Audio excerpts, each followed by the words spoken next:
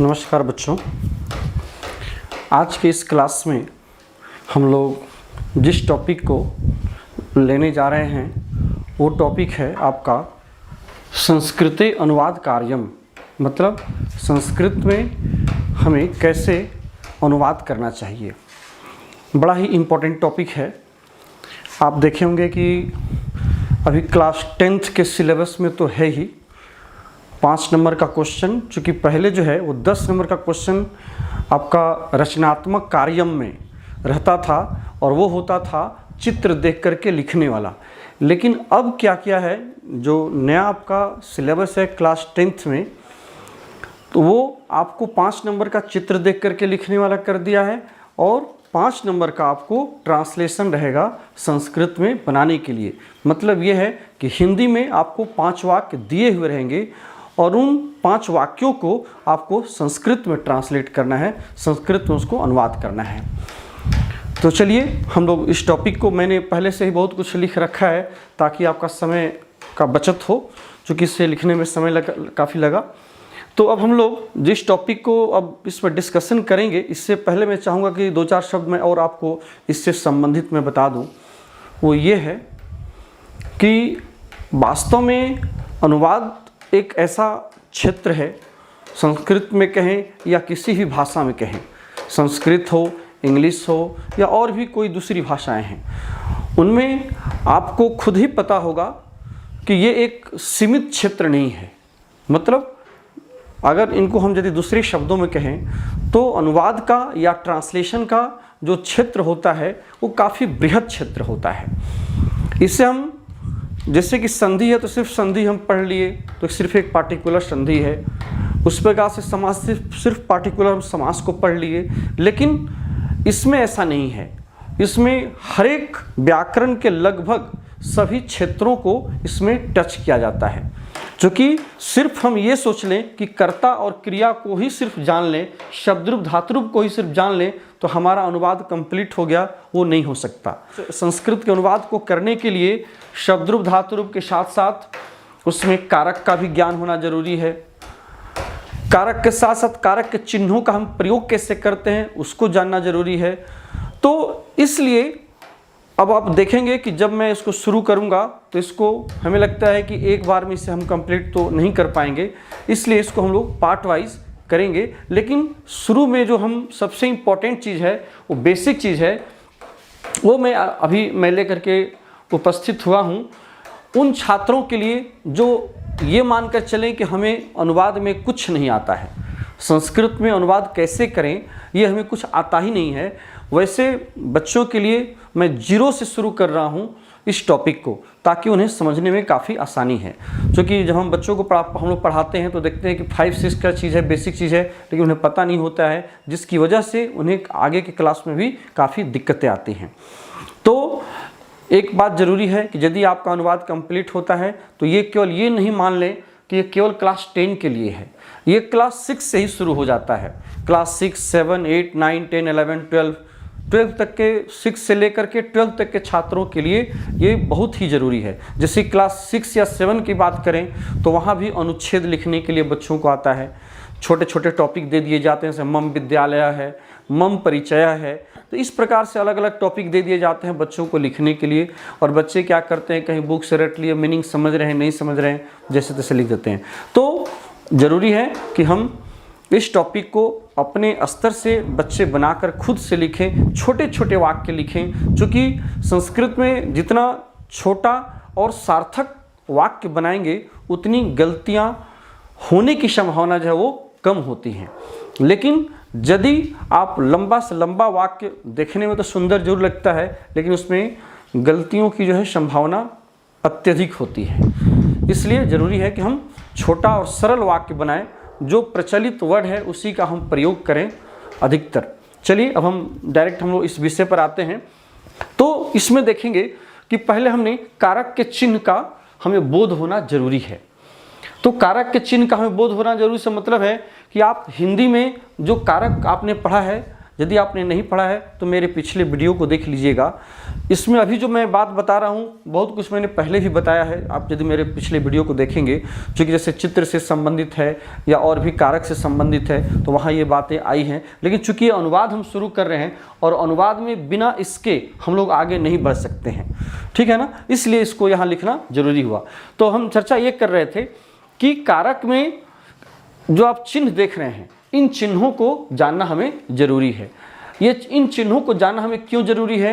क्योंकि जैसे अब देखिए, पहले मैं एक बार सबके चिन्ह को मैं पढ़ दे रहा हूँ। जैसे कर्ता, शून्य अथवा ने, इसमें विभक्ति लगेगी आपको प्रथमा। मैंने ऊपर विभक्ति भी लिख दिया है, क्योंकि ये जानना बहुत जरूरी है। जो कि जैसे आप शब्दरूप याद करेंगे तो शब्दरूपों का हम अनुवाद में कैसे प्रयोग करेंगे, इस बात को जानने के लिए आपको ये जानना जरूरी है। तो यहाँ जो है कर्ता, ने अथवा शून्य, दोनों। शून्य करने से मतलब जहाँ कोई चिन्ह ना हो। बहुत ऐसा जगह होता है, बहुत ऐसे स्थान होते हैं जहाँ की कारक का कोई चिन्ह का प्रयोग नहीं होता है। जैसे ने का प्रयोग का चिन्ह नहीं होता। जैसे कहते हैं कि राम पढ़ता है, तो राम के आगे ने का प्रयोग नहीं हुआ, लेकिन फिर भी राम करता है। तो इसलिए यहाँ पर कर्ता के चिन्ह के जगह पर शून्य दे दिया जाता है। मतलब यहाँ पर कोई कर्ता का चिन्ह नहीं है, इसके बावजूद भी राम करता है। तो कर्ता ने कर्म को, कर्म कारक में को का चिन्ह है, इसमें विभक्ति होगी, आपको द्वितीय विभक्ति लगेगी। इसी प्रकार से करण कारक में से अथवा द्वारा, माध्यम के अर्थ में। द्वारा कहने से अर्थ होता है माध्यम, मतलब किसके द्वारा, किस माध्यम से। तो जहां माध्यम का अर्थ होगा वहां पर करण कारक और उसमें विभक्ति लगेगी तृतीया। संप्रदान कारक में के लिए को का भी प्रयोग होता है, को अथवा के लिए, चतुर्थी विभक्ति। अपादान से, यहां पर भी से है और तृतीया में भी आपने से देखा। दोनों जगह देखिए से का प्रयोग है, तृतीया पंचमी दोनों में। लेकिन यहां पर जो से का प्रयोग है ये अलगाव के अर्थ में। जैसे मैं विद्यालय से घर जाता हूं, तो विद्यालय से मेरा अलगाव हो रहा है, विद्यालय को छोड़ करके मैं घर की ओर प्रस्थान कर रहा हूं। तो यहां पर विद्यालय के साथ जो से का चिन्ह लगा है वो अपादान होगा, ठीक है। तो इसलिए यहां पर जो से का प्रयोग होगा उसमें अपादान कारक होगा। तो अपादान से अलगाव के अर्थ में इसमें पंचमी विभक्ति का प्रयोग करेंगे हम लोग। संबंध कारक में का, के, की अथवा रा, रे, री, इसमें षष्ठी विभक्ति का प्रयोग करेंगे। अधिकरण कारक में पै, पर, ये चिन्ह है अधिकरण कारक का, इसमें हम लोग सप्तमी विभक्ति का प्रयोग करेंगे। और संबोधन में हे, हो, अरे, अजी इत्यादि जो संबोधन के जो चिन्ह होते हैं, जिससे कि पता चलता है कि हम किसी न किसी को संबोधित कर रहे हैं, तो उसमें हम लोग संबोधन ही कहते हैं। तो इसे बताने का उद्देश्य ये था कि अब जब हम शब्दरूप का प्रयोग करेंगे ट्रांसलेशन बनाते समय, तो वहां पर इन कारक के चिन्हों का प्रयोग अब हमें यहां जानना जरूरी है। यहां पर इसका प्रयोग हम लोग देखेंगे। अब कैसे देखेंगे, जरा इस बात को गौर से देखिएगा। यहां पर हमने कर्ता के आगे ने का चिन्ह का प्रयोग किया और इसके साथ हमने विभक्ति कौन सी लगाई है, प्रथमा। यहां शब्दरूप में अब चले आइए, शब्दरूप में देखिएगा यहां पर कारक के चिन्हों का कहीं कोई चर्चा नहीं है। सिर्फ यहां पर डायरेक्ट क्या लिखा गया है, प्रथमा विभक्ति, द्वितीय विभक्ति, तृतीय विभक्ति, चतुर्थी विभक्ति, पंचमी, षष्ठी, सप्तमी, संबोधन। सिर्फ यहां पर विभक्ति की चर्चा है। जबकि हम लोग इससे पहले हम लोग कर्ता कारक, कर्म कारक, पूरे कारक के सातों चिन्हों को हम लोगों ने संबोधन तक देखा है। यहां पर सिर्फ विभक्ति की चर्चा है। मतलब सिर्फ प्रथमा विभक्ति कहने से मतलब यह है कि प्रथमा विभक्ति मतलब कर्ता कारक आपको समझना है। जैसे प्रथमा विभक्ति इसमें कहा गया, मतलब आपको जो है कर्ता कारक समझना है। चूंकि कर्ता कारक यदि आप नहीं समझते हैं तो इसके चिन्ह का प्रयोग आप नहीं कर सकते हैं। मतलब प्रथमा विभक्ति में कर्ता कारक होता है, ठीक है। अर्थात जो कर्ता कारक का चिन्ह है वही आपका प्रथमा विभक्ति का भी चिन्ह होगा, ठीक है। जो कर्ता कारक का चिन्ह वही प्रथमा विभक्ति का चिन्ह होगा। उसी प्रकार से जो कर्म कारक का चिन्ह है वही आपका द्वितीय विभक्ति का चिन्ह होगा। उसी प्रकार से देखें, यदि करण कारक की बात करें तो करण कारक में देखें तो तृतीय विभक्ति है, तो जो करण कारक का चिन्ह है वही तृतीय विभक्ति का चिन्ह होगा। कहने का मतलब है कि प्रथमा विभक्ति से लेकर के संबोधन तक जो विभक्ति लगी हुई है, इन विभक्तियों का वही चिन्ह होगा जो कर्ता से लेकर संबोधन तक का यहाँ जो चिन्ह आपको सीरियली अरेंज करके दिया गया है, प्रथमा द्वितीय। इसीलिए यहाँ पर प्रथमा द्वितीय तृतीय चतुर्थी षष्ठी सप्तमी सब देख रहे हैं कि संबोधन तक लिखा हुआ है। इसलिए मैंने लिखा कि यही विभक्ति यहाँ रहेगी। यहाँ पर आपको कारक का कहीं भी चर्चा या कारक के चिन्ह का भी कहीं भी चर्चा नहीं होगी। ये अंडरस्टूड रहेगा कि प्रथमा विभक्ति कहने का मतलब है कि प्रथमा के साथ कर्ता कारक का चिन्ह लगा हुआ है और वही चिन्ह इन सभी शब्द रूपों के साथ भी प्रयुक्त होगा, लगेगा। जैसे कहें देवः देवौ देवाः, तो देवः कहने से मतलब है देव ने, चूंकि इसमें प्रथमा विभक्ति लगी हुई है और प्रथमा विभक्ति लगी हुई है तो उसका प्रथमा विभक्ति में कौन सा कारक होता है? कर्ता कारक होता है और उसमें चिन्ह कौन सा होता है? ने का चिन्ह होता है ना। तो यहां पर देव ने, तो चूंकि एक वचन में है, ये द्विवचन हो गया, ये बहुवचन हो गया। तो एक वचन कहने से मतलब सिर्फ एक का बोध होगा। कोई भी एक वचन में अगर यदि संज्ञा है तो संज्ञा का हम लोग शब्द रूप चलाएंगे तो एक वचन उसका प्रयोग करेंगे। उसी प्रकार से होगा देव ने। इसी प्रकार से फिर हो गया देवौ, मतलब द्विवचन में हो गया, मतलब दो देव, दो देव ने कहने का ये मतलब है। देवो मतलब दो देव ने और देवाह मतलब सभी देवों ने, मतलब दो से जो अधिक हो गए वो बहुवचन में चले गए, तो ये जो है वो बहुवचन का रूप हो गया। देवाह मतलब सभी देवों ने, लेकिन यहां पर चिन्ह क्या लगा? ने। मतलब प्रथमा विभक्ति में एक वचन, द्विवचन, बहुवचन, इन तीनों वचनों में ने का ही चिन्ह प्रयुक्त होगा। भले ही वचन में एक का बोध हो सकता है, दो का बोध हो सकता है, दो से अधिक का बोध हो सकता है। इसी प्रकार से द्वितीया में यदि कहेंगे देवम मतलब देव को, अब यहां पर को का कहेंगे, कैसे हम अपने आप से अर्थ निकालेंगे? चूंकि आप पहले पढ़ चुके हैं कि द्वितीया विभक्ति में कर्म कारक होता है और इस कर्म कारक के आगे कौन सा चिन्ह लगा है? को का चिन्ह लगा है। मतलब द्वितीया विभक्ति का चिन्ह क्या है? को है। तो इसलिए यहां पर द्वितीया विभक्ति का चिन्ह यहां पर को जो है छिपा हुआ है, यहां पर दिखाई नहीं पड़ रहा है। ये आपको खुद अपने आप में मन ही मन आपको समझना होगा कि यहाँ पर द्वितीया विभक्ति लगी है, मतलब यहाँ पर कर्म कारक का जो को का चिन्ह है वो यहाँ पर लगेगा। मतलब देवम कहने का मतलब है कि देव को, है ना। इस प्रकार से देवो मतलब दो देव को, देवान मतलब सभी देवों को, ठीक है। उस प्रकार से देवेन, अब इसी प्रकार सारे चिन्ह को आप प्रयोग यहां करते चले जाइए। देवेन मतलब देव से अथवा देव के द्वारा, देवाभ्याम दो देव के द्वारा, देवै मतलब सभी देवों से। इसके बाद चलिए चतुर्थी में देवाय देव के लिए, ठीक है। देवाभ्याम दो देवों के लिए और देवेभ्य सभी देवों के लिए, ठीक है। अब देखिए यहां पर जैसे कि देवाय दिया गया, अब कहेंगे कि भाई ये जो हम रूप याद कर रहे हैं तो इस रूप को याद करने से हमें फायदा क्या है?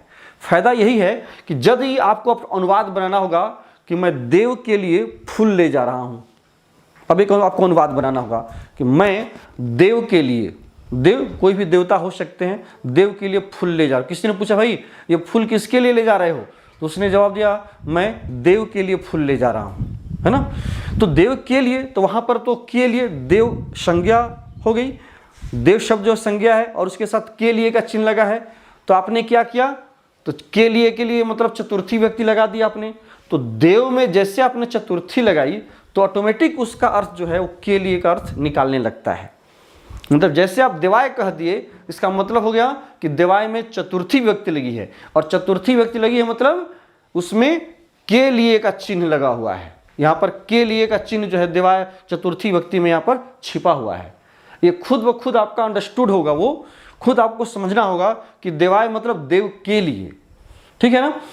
तो ये चीजें जो है तब वहां पर आप बना सकते हैं कि अहम देवाय पुष्पम नयामी, मैं देव के लिए फूल ले जा रहा हूं या ले जाता हूं, इस तरह से। तो कहने का मतलब है कि इसलिए आपको विभक्तियों के अनुसार शब्द रूपों को आपको याद करना जरूरी है और हर विभक्ति का जो चिन्ह है वो उसी विभक्ति में प्रयुक्त होने वाले उसके कारक का चिन्ह होता है। दोनों एक है कहने का मतलब है। इस प्रकार से पंचमी में देवात मतलब देव से, देवाभ्याम दो देव से, ये अलगाव के अर्थ में हो जाएगा, और देवेभ्य सभी देवों से, ठीक है। वास्तव में कोई भी जो शब्द रूप होता है वो एक फॉर्मूला है, एक सूत्र है। ये केवल देव तक ही बात सीमित नहीं है। यहां पर देखिए ऊपर क्या लिखा हुआ है, देव औकारांत पुल्लिंग, मतलब संसार का वो सारा शब्द जो अकारांत है, अकारांत मतलब जिसके अंत में अ लगा हो, जैसे देव में देखिए व के अंत में व में अ लगा है, तो वो संसार का सारा शब्द जिस शब्द के अंत में अ स्वर लगा हुआ हो और वो पुल्लिंग हो, उन सभी का रूप जो है देव के अनुसार चलेगा। या कोई दूसरे शब्द को भी आप ले सकते हैं। राम ले लिए, राम के अनुसार देव को चला दीजिए। मैं कोई भी अकारांत शब्द होना चाहिए, कोई भी अकारांत और पुल्लिंग शब्द हो तो उसका रूप आप चला दीजिए और सभी का रूप एक समान चलेगा। तो वास्तव में कहें तो एक तरह का ये सूत्र होता है, एक फॉर्मूला है जिसके आधार पर हम लोग दूसरे शब्दों को चलाते हैं और कारक के चिन्ह का हम लोग प्रयोग करते चलते हैं वाक्यों में, वाक्य बनाने के लिए। तो इसलिए इसे याद करना जरूरी है। चलिए अब आगे देखते हैं। पंचमी में हो गया अलगाव के अर्थ में, उस प्रकार से षष्ठी में देवस्य, देवयोः, देवानाम। देवस्य हो गया देव का, चूंकि षष्ठी विभक्ति लगी है और देखिए षष्ठी विभक्ति में का, के, की, रा, रे, री, अब इसमें षष्ठी विभक्ति लगी है।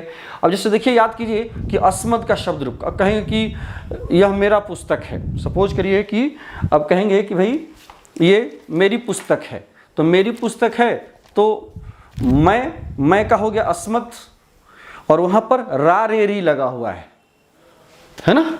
सब षष्ठी में काके की, रा, रे, री, तो काके की का तो प्रयोग हम लोग सामान्यतः देख ही लेते हैं, लेकिन रा, रे, री का प्रयोग थोड़ा सा समझना जरूरी है क्योंकि कई बार बच्चे इस चीज़ को नहीं समझ पाते हैं। तो रा, रे, री का प्रयोग जैसे हुआ कि अब ये मेरी पुस्तक है ना, तो मेरी पुस्तक है तो यहाँ पर अस्मद का रूप हम चलाते हैं। अस्मद मतलब होता है मैं, और जब उसमें षष्ठी विभक्ति लगा देते हैं मेरी के लिए तो अस्मद मतलब होगा मैं, और षष्ठी लगा दिए तो रा, रे, री का चिन्ह का अर्थ निकलने लगा, तो रूप वहाँ बनता है मम, मतलब मेरी। तो मैं से री लगा तो बन गया मैरी। वास्तव में वो मैरी है लेकिन मैरी तो बोल नहीं सकते हैं, तो वास्तव में मैरी से मेरी हो गया है ना, या मेरा से मेरा बन गया है ना। तो इस तरह से जो है वो मेरा अथवा मेरी, मेरी पुस्तक है, मेरा समान है, इस तरह से प्रयोग करते मम। तब वहाँ पर अस्मद का षष्ठी विभक्ति का जो रूप लगाते हैं अस्मद शब्द का, तो वही मम होता है। मम पुस्तकम अस्ति, इदम मम पुस्तकम अस्ति, यह मेरी पुस्तक है। इस तरह से सबके इन सभी रूपों का आपको याद रखना होगा, तभी आप वाक्यों में इसका प्रयोग कर सकते हैं और सही रूप से इसका आप बना सकते हैं। सप्तमी में है देवे, मतलब देव में, है ना। इससे पहले देवस्य देख चुके थे, का, के, की, देव का, देव की, देव के, अथवा रा, रे, री का जहाँ प्रयोग होगा वो रा, रे, री का करेंगे। दो देव का, सभी देवों का षष्ठी में। सप्तमी में देवे, देव में, देवयोः, दो देव में, और देवेशु, सभी देवों में, है ना। और संबोधन में तो है ही, जो संबोधित करने का चिन्ह है वो। तो इस प्रकार से जो है आप देखेंगे कि सप्तमी तक का जो कारक का जो चिन्ह है वो सभी अलग अलग विभक्ति के माध्यम से हम लोग शब्द रूप में ये चिन्ह छिपे हुए होते हैं, जिनको कि हमें समझना होता है मन ही मन, अंदर ही अंदर, और उसका प्रयोग करना होता है। लेकिन इन विभक्तियों के चिन्ह को हम लोग कैसे जानते हैं? इसी कारक के चिन्ह के द्वारा। एकदम इसको आप उंगली पर गिन लीजिए ना। पहले नंबर पर है कर्ता तो इसलिए प्रथमा कहलाया, दूसरे नंबर पर है कर्म इसलिए द्वितीया कहलाई, तीसरे नंबर पर तृतीया, चतुर्थी पर संप्रदान। तो ये समझ करके चलिए कि उसी प्रकार से ये अरेंज किया हुआ है, वही विभक्ति है और वही उसके चिन्ह है। अब जो नेक्स्ट हम टॉपिक अब आगे आपको बताने चल रहे हैं वो है कि ये तो आप जान गए कि किस किस तरह से इसका प्रयोग होगा। अब हम जब अनुवाद आपको देंगे बनाने के लिए, जब हम लोग प्रैक्टिस करेंगे तो वहाँ पर इन सभी चीज़ों की आवश्यकता पड़ेगी, इसलिए इन्हें आपको याद रखना जरूरी है। तो अब चलिए ये तो हो गया शब्द रूप के चिन्हों का प्रयोग कैसे करें रूप के अनुसार। अब आगे है, अब कर्ता में कुछ ऐसे रूप होते हैं जिसको कि हम लोग इंग्लिश में पर्सन कहते हैं, है ना। First person, second person, third person, है ना। तो यहाँ भी जो है आपको उस प्रकार से प्रथम पुरुष, मध्यम पुरुष, उत्तम पुरुष, प्रथम पुरुष, मध्यम पुरुष, उत्तम पुरुष, एक वचन, द्विवचन, बहुवचन। तो चूंकि संस्कृत में हम सभी जानते हैं कि वचन 3 होते हैं, पुरुष भी 3 होते हैं, प्रथम, मध्यम, उत्तम, और 3 वचन होते हैं। तो इस प्रकार से कर्ता का जो रूप बनता है वो 9 रूप बन जाता है। यहाँ पर यह चीज़ बड़ा ही ध्यान देने का है कि जब भी हम कर्ता के साथ किसी न किसी क्रिया का जब प्रयोग करेंगे तो कर्ता तो वही होता है, क्रिया बदलते चली जाती हैं। मतलब एक कर्ता कई क्रियाओं को, कई कामों को कर सकता है।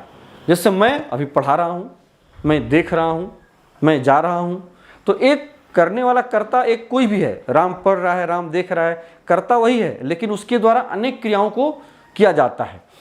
तो इसलिए कर्ता तो वही रह जाएगा, सिर्फ इसकी जो क्रियाएं हैं वो बदलती चली जाएंगी।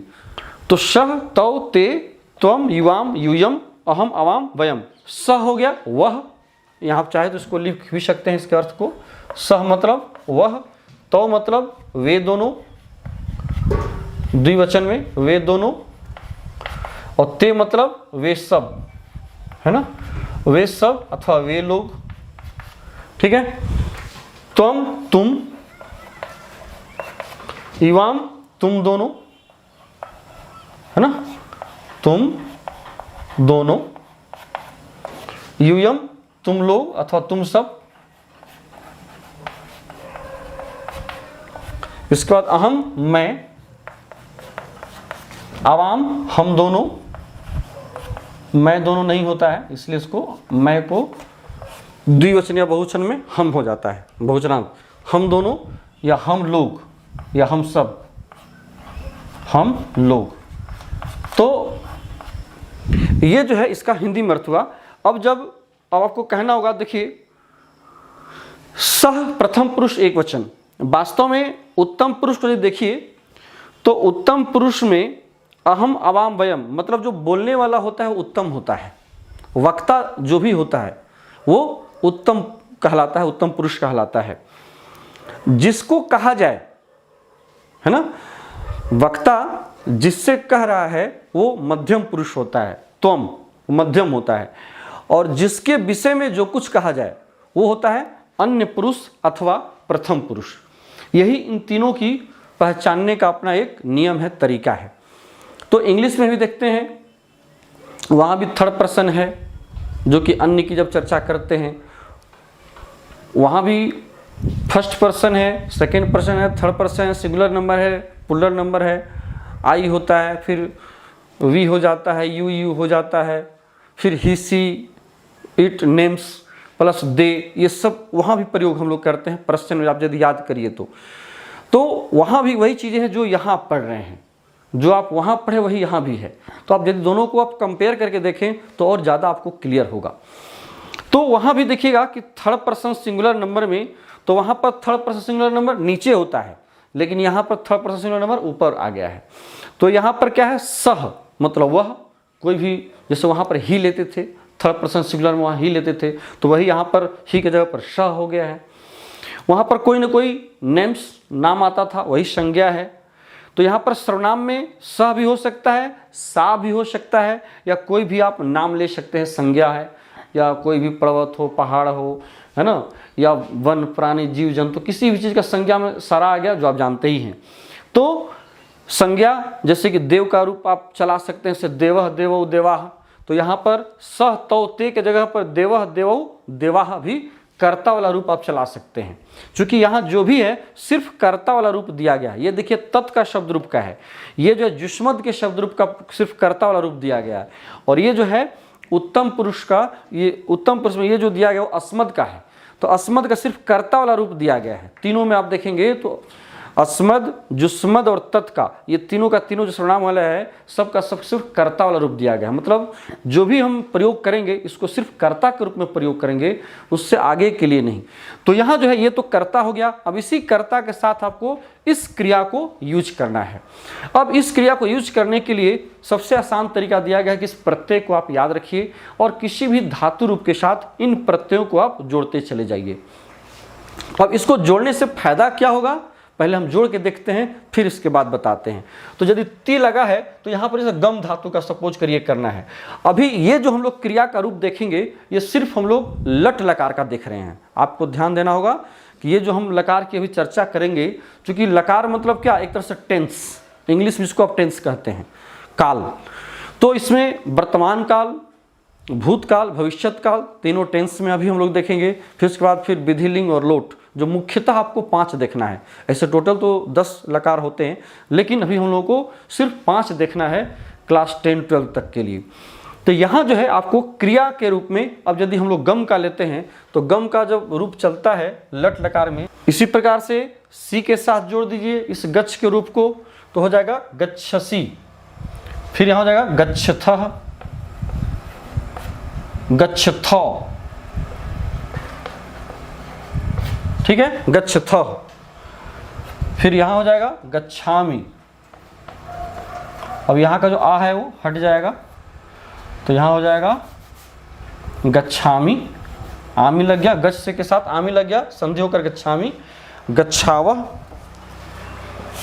यहाँ गच्छावह हो गया, गच्छामि, गच्छावह, और यहाँ हो गया गच्छामः, यहाँ हो गया गच्छामः। तो अब यदि आप देखिए तो यहाँ क्या है कि प्रथम पुरुष एक वचन में गच्छति है, द्विवचन में गच्छतः, और प्रथम पुरुष के बहुवचन में है गच्छन्ति। मध्यम पुरुष में गच्छसि, गच्छथः, गच्छथ। उत्तम पुरुष में है गच्छामि, गच्छावः, गच्छामः। अब इसे याद करने से हमें क्या फ़ायदा है? इसे याद करने से हमें यह फ़ायदा है कि अब आप यहाँ कर्ता को देखिए। कर्ता यदि प्रथम पुरुष एक वचन का सह है, तभी क्रिया को क्या करेंगे? प्रथम पुरुष एक वचन वाला गच्छति देंगे। कहने का मतलब कि अब यदि इसके नीचे आप देखें तो सह के साथ क्या हो जाएगा? क्रिया गच्छति, सह गच्छति, वह जाता है, वह जाता है। अब यदि आपको अनुवाद बनाना है कि वह जाता है, तो वह का संस्कृत हम जान रहे हैं कि सह होता है, और गम धातु मतलब जाना होता है। तो गम धातु का अब हमको वर्तमान काल में बनाना है तो लट लकार वाला, चूंकि ये 9 रूप जो है सभी लकारों में मिलेगा आपको। लट है, लंग है, लिरिट है, लोट है, विधि लिंग है, लिट लकार है, सभी में।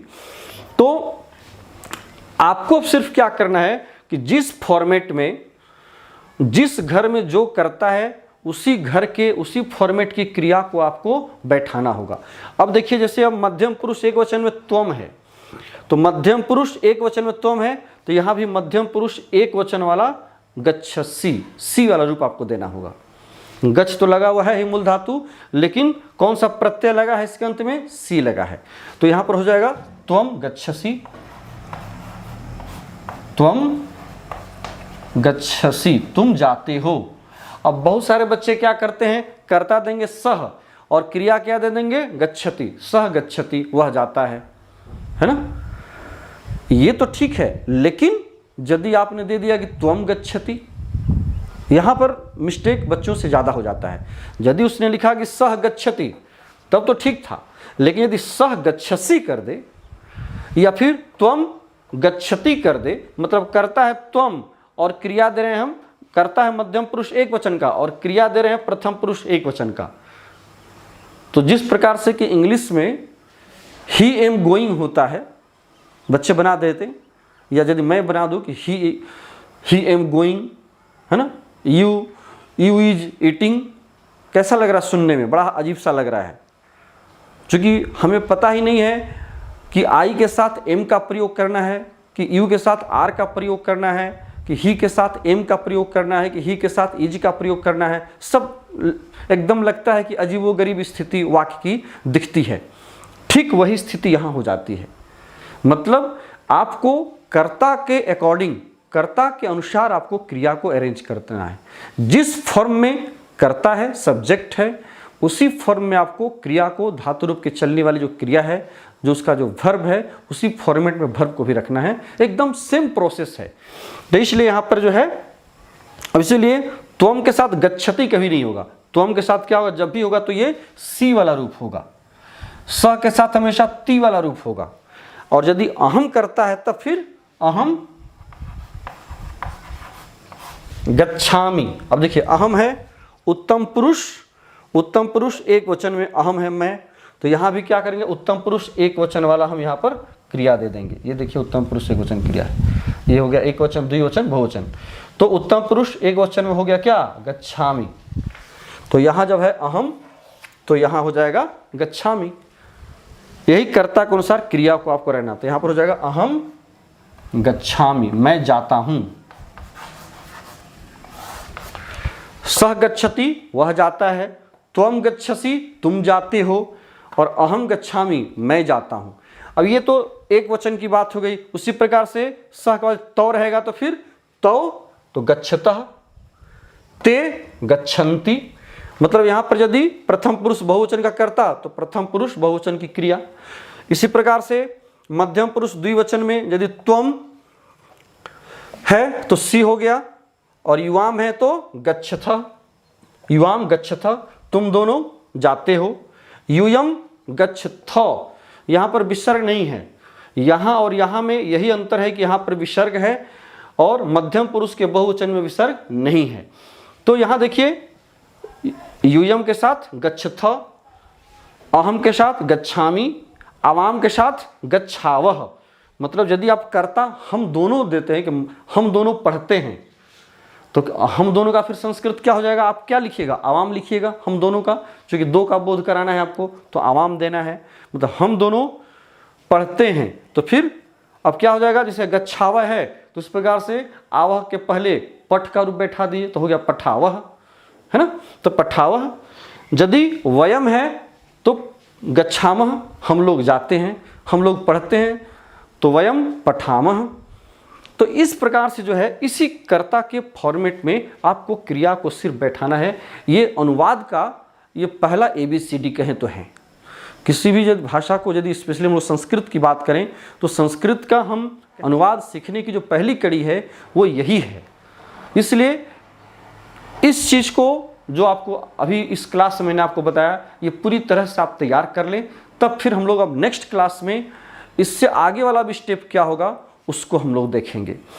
तो अब इसमें हमें लगता है कि कोई अब आपको ज़्यादा कन्फ्यूजन नहीं होना चाहिए। इस पर फिर हम लोग प्रैक्टिस सेट भी बनाएंगे, बोर्ड में किस तरह से प्रश्न पूछे जाते हैं उसको हम लोग देखेंगे। तो इसलिए आपको अब धातु रूप में, अब देखिए जैसे कि आपने गच्छति गच्छत गच्छन्ति बैठा दिए, इस प्रकार से मान लीजिए आपको पठ का क्रिया का जरूरत है तो पठती पठत पठन्ति। हंसने की आवश्यकता है कि मैं हंसता हूँ तो अहम हंसामी, हंसामी, अहम के साथ अहम करता है तो हंसामी, मैं हंसता हूँ, मैं बोलता हूँ अहम वदामी, वह बोलता है सह वदती। तो इसी प्रकार से वदती वदतः वदन्ति, वदसी वदथ वदथ, वदामी वदावह वदामह। तो सभी क्रियाओं का रूप इसी प्रत्यय को लगा करके आप बना सकते हैं। जितने मूल धातु है उन मूल धातुओं से, उन क्रियाओं से आप ये सभी प्रत्यय लास्ट में लगा करके लट लकार में आप रूप बना सकते हैं वर्तमान काल में बोध कराने के लिए। अब उसी को जब आपको लंग लकार में करना होगा तो फिर उसको हम लोग फिर लंग लकार वाला जो प्रत्यय है उसको आपको लगा करके वो रूप आपको बनाना होगा, तब फिर वो पास्ट का बोध कराएगा, लंग लकार का बोध कराएगा। तो इस प्रकार से अलग अलग लकारों को आपको याद करिएगा, तभी आप अलग अलग काल का या समय का बोध करा सकते हैं उन वाक्यों के माध्यम से। तो चलिए आज के इस क्लास में हम लोगों ने जिस टॉपिक को देखा, अब इसे हम लोग फिर नेक्स्ट जो पार्ट 2 आपके सामने आएगा वो अनुवाद का फिर दूसरा चरण होगा जिसको कि हम लोगों को देखना है। और हमें लगता है कि 5 से 6 चरण में आपका ये अनुवाद कंप्लीट होगा। सो इस चैनल को आप देखते रहें और अपने ज्ञान को बढ़ाएं। और मेरा अपना एक सोच है कि आपको जो भी मैं ज्ञान दूं वो पूर्ण ज्ञान हो। केवल ये नहीं कि सिर्फ हम आपको परीक्षा के व्यू से कुछ वाक्य दे दें और रटा दें। वास्तव में अनुवाद रटने का चीज़ नहीं है। हम लोग देखते हैं बहुत सारा सैंपल पेपर दिया हुआ रहता है या बुक है, केवल अनुवाद हिंदी में दे दिया, बगल में संस्कृत में उसका अनुवाद कर दिया, वो खुद ही करके दे देता है और बच्चे रट जाते हैं। तो ये तो रटने का चीज़ है ही नहीं, ये सारा का सारा समझने का चीज़ है। ये प्रोसेस है जो आपको जानना चाहिए कि किस तरह से हमें अनुवाद बनाना है। ठीक है, तो चलिए इन्हीं शब्दों के साथ आज का इस क्लास को हम यहीं रोकते हैं। फिर नेक्स्ट वीडियो में आपसे मुलाकात होगी, इसी को फिर आगे बढ़ाते हुए अनुवाद के पाठ को। तब तक के लिए हमें आज्ञा दीजिए। बहुत बहुत धन्यवाद। Thank you.